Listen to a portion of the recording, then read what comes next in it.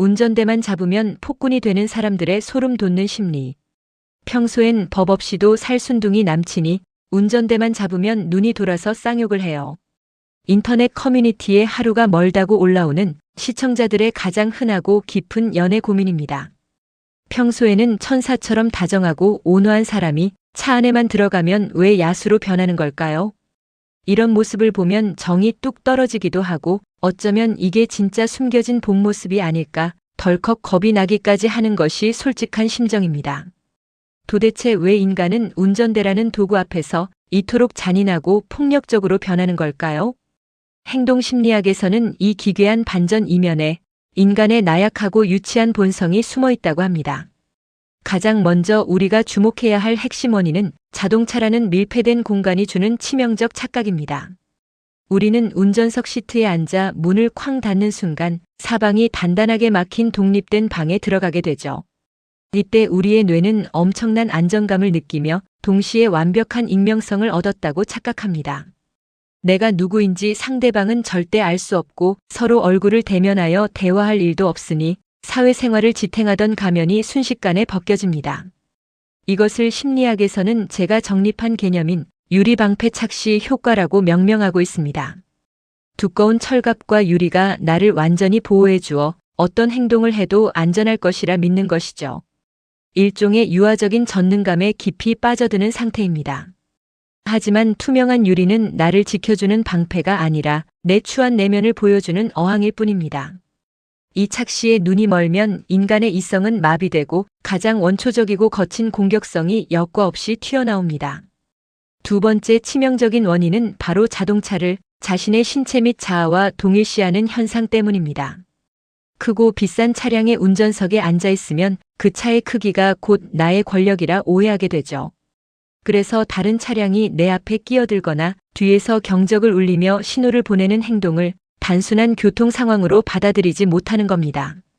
나라는 인간의 가치를 무시하고 짓밟으려는 심각한 인격적 모독으로 과장해서 해석하게 되죠. 내 차가 작다고 감히 나를 무시하는 건가?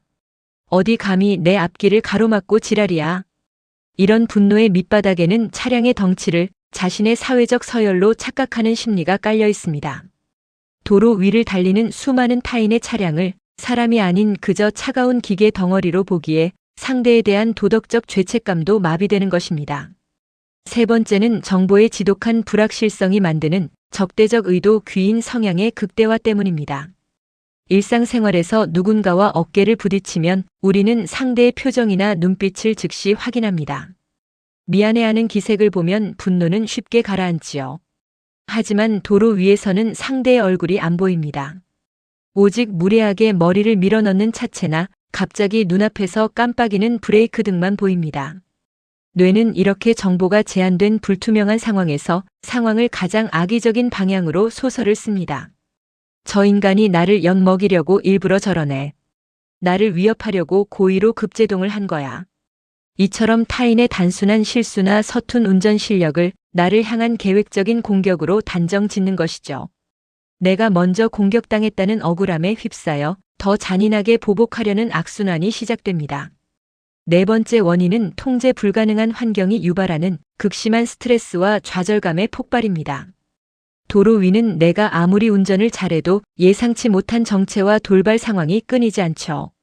목적지에 정해진 시간까지 가야 한다는 압박감은 인간의 교감신경계를 극도로 자극하게 만듭니다.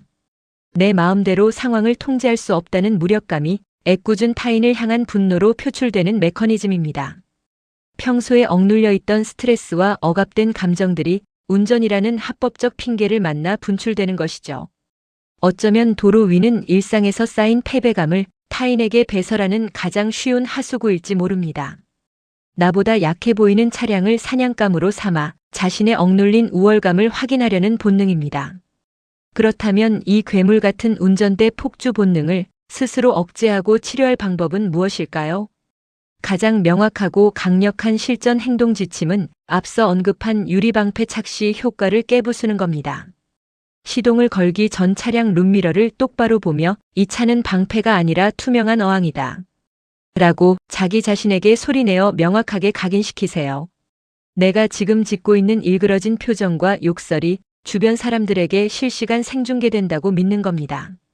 차량 대시보드 위에 작은 거울을 설치하여 화가 치밀 때마다 내 얼굴을 보는 것도 방법입니다. 자신의 추악하게 일그러진 얼굴을 목격하는 순간 지독한 부끄러움을 느끼고 이성이 소환됩니다. 인간은 자신의 못난 모습을 객관적으로 마주할 때 뇌의 전두엽이 가장 빠르게 활성화되기 때문입니다.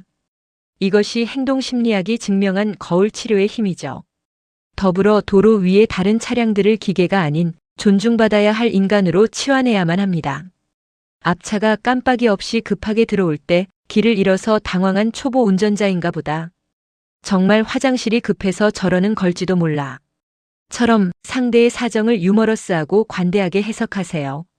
분노는 오해에서 자라지만 이해 앞에서는 녹아내립니다. 내가 내뱉는 쌍욕과 난폭한 보복 운전은 결국 상대가 아닌 내 심장을 갉아먹는 독약입니다. 내 몸과 마음을 스트레스로 망치는 지름길이죠. 운전대 앞에서의 모습은 숨겨진 진짜 본성이 아니라 내 감정을 다스리는 통제력의 성숙도 지표입니다. 평소의 온화함이 진짜 당신의 모습이 되려면 운전석에서도 그 온화함을 유지할 수 있어야 하죠. 상대의 거친 운전에 똑같이 괴물로 변하는 것은 그 사람에게 내 감정의 주도권을 뺏기는 꼴입니다. 오늘부터 운전석에 앉을 때마다 무기를 내려놓고 나 자신을 위한 진정한 마음의 평온을 선택하세요. 운전대는 공격의 무기가 아니라 무사히 귀가하기 위한 소중한 이동의 도구일 뿐임을 기억해야 합니다. 오늘 준비한 영상은 여기까지입니다. 구독, 좋아요, 알림 설정은 영상을 만드는데 큰 힘이 됩니다. 끝까지 시청해 주셔서 감사합니다.